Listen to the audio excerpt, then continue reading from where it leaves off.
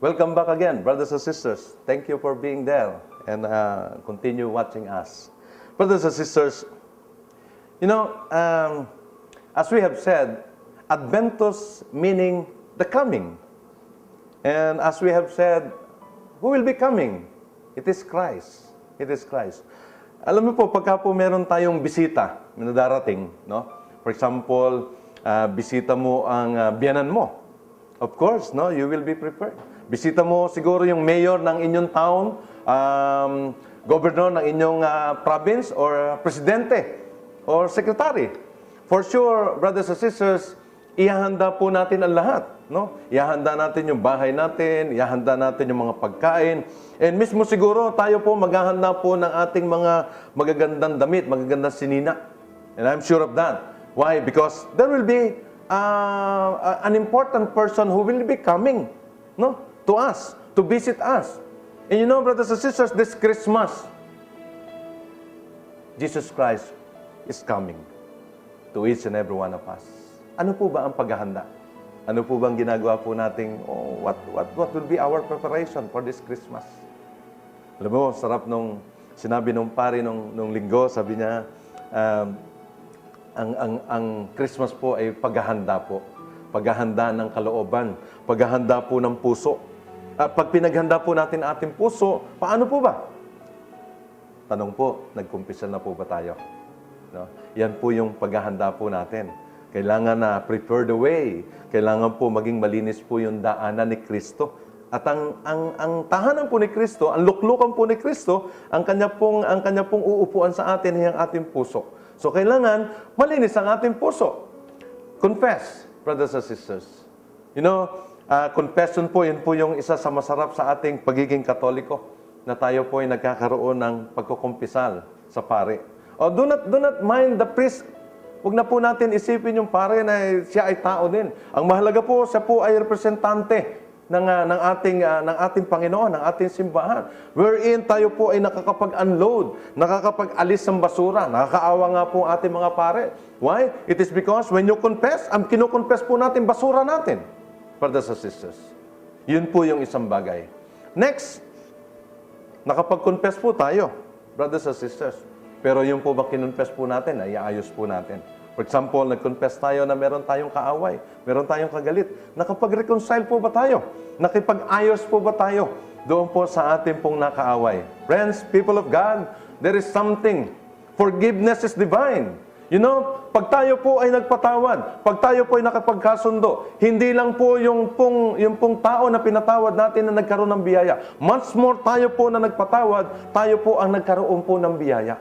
And that is something. Pagka po tayo ay nagpatawad, brothers and sisters, I tell you, brothers and sisters, ikaw ay isa ng malaya. Sabi nga ng ating Panginoon, mostly sa Scripture, your sins are forgiven. So, napakahalaga po niyan. Alam nyo mga kapatid, sa buhay po ng tao, yung forgiveness po is isang bagay po na nagbibigay po ng kagalingan sa ating pong physical na pangangatawan. Mahirap magpatawad. Totoo po yan. Lalo na po yung tao na kumawawa sa'yo. Lalo na po yung tao po na umargabyado sa'yo. Lalo na po yung tao na nadahilan kung bakit nagkaganon ang buhay mo. Oh, it's hard. It's hard. Tao na pumatay sa pamilya mo, it's hard. Napakahirap po magpatawad. Pero ang sabi ng Panginoon, kung ang Diyos nga nagpapatawad, tayo pa kayang tao. Yun po yung isang bagay po na pagpiprepara sa ating pong buhay sa pagdating po ng ating Panginoon. Friends, people of God, isa pang bagay na nakita ko pong pagpiprepara, kapatid, ay yung pong sa ating sarili mismo. How we really share our life to others, no? Minsan ang ating pong Pasko is nakatutok po tayo doon sa regalo Na ano kaya matatanggap kong gift ngayong Pasko, no? Minsan yun po yung ating sentro na yung regalo. Of course, gift is good. Gift is okay, brothers and sisters. But much more if you are the giver, brothers and sisters. Tayo po yung nag-share. What you can share, it's not really a big amount. I mean, brothers and sisters, hindi naman po nasusukat yung pagbibigay po doon sa material na bagay na mamahalin. The essence there is the giving. Yun po yung pinakasentro. Yun po tayo nakapagbibigay. Most especially po, ang mabibigay po natin ang ating spiritual na buhay. Last week po, kinasal po yung aming pamangkin sa Manila. That's why we are in Manila. But before that, last October, I invited them to join the Life in the Spirit seminar. Sila pong mag-asawa na po ngayon. At the time, mag-boyfriend pa po sila. And I told them, sabi ko, meron akong isang the best na regalo sa inyo na kayong mag-aasawa. Isang the best na regalo, yung spiritual. I invited you to join the 2 days Life in the Spirit seminar in Manila. And you know, brothers and sisters, they are very thankful.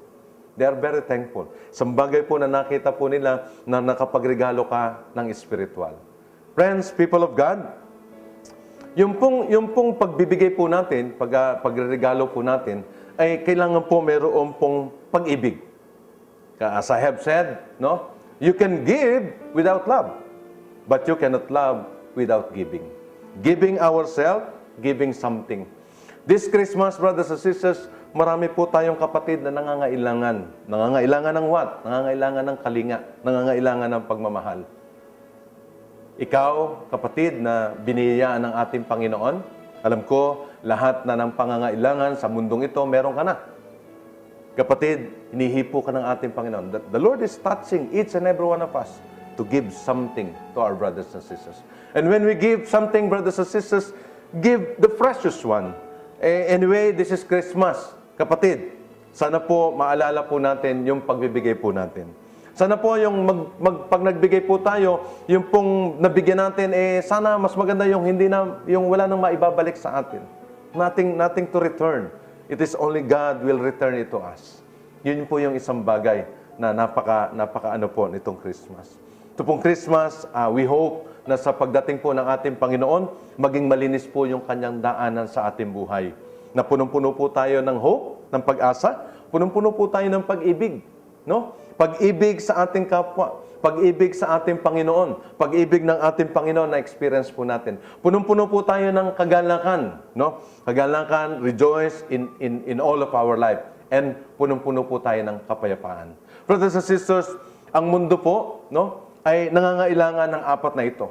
Ang mundo po, maraming tao na nawawala na ng pag-asa, losing hope. Ang mundo po na wala ng pag-ibig, wala ng pakialam sa isa't isa. You know, in other countries, brothers and sisters, wala na. Wala nang, what you call that? Wala nang relationship. May mga country po na pati po yung pag-aasawa is just a convenience. Actually, yung marriage sila po is just for convenience. Pagka gusto nila, okay. Pag ayaw na, wala na. That's why sometimes we have heard that yung daw pong marriage license sa Pilipinas gagawa na ng expiration. Oh, hallelujah, sabi ko, nakakalungkot naman. No? Nakakalungkot naman. Kasi puputuli na po yung pag-enhance ng relationship, brothers and sisters. So, peace, kailangan po ng mundo ng kapayapaan. Marami pong bansa na wala na pong pag-asa. Magulong-magulo na po. Marami pong bansa na nag-aaway-away na. Marami pong bansa sa bansa, hindi na po magkaunawaan. Why? Because in the absence of peace. Sa ating pong bansa, kailangan po ng pagmamahal sa isa't isa. Kailangan po ng pag-ibig.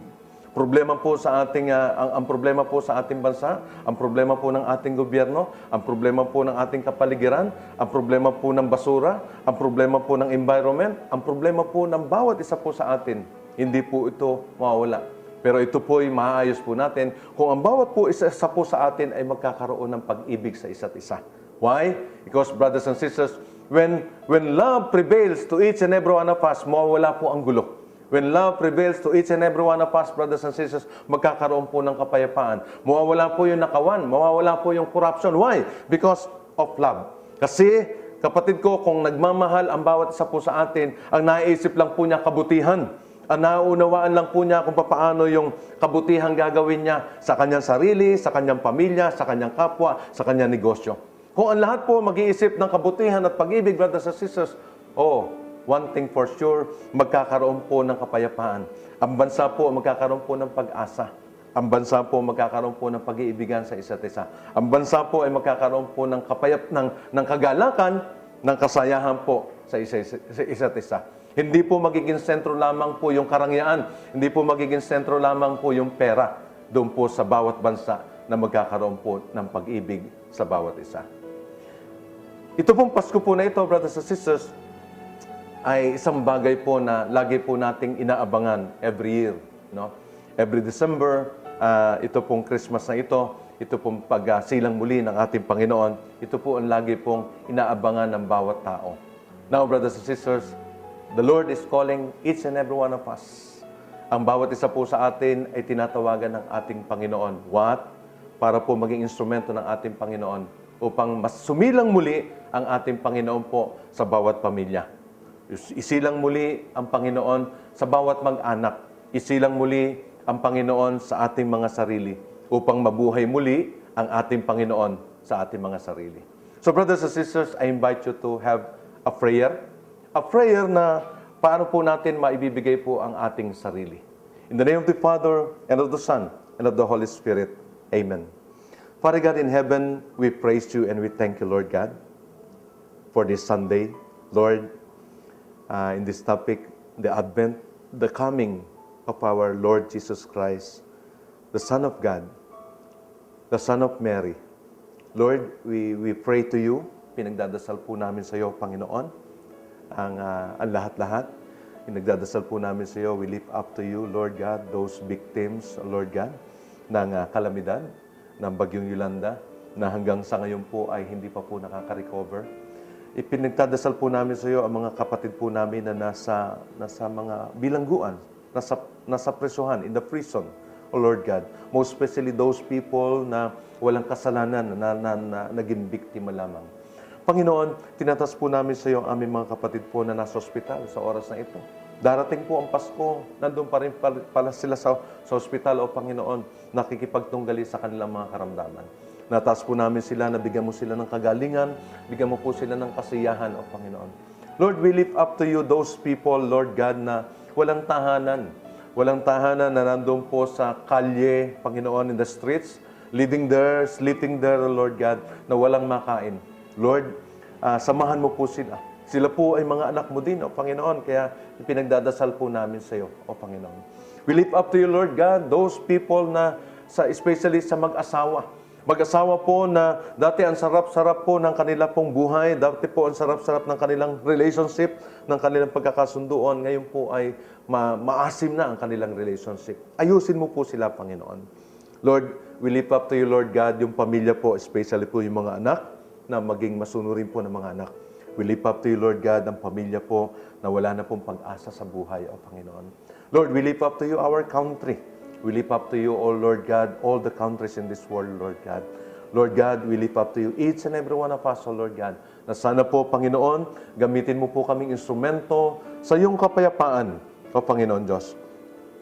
Gamitin mo po kami instrumento sa iyong pag-ibig. Gamitin mo kaming instrumento sa iyong kagalakan. Gamitin mo po kami instrumento sa pag-asa po ng buhay.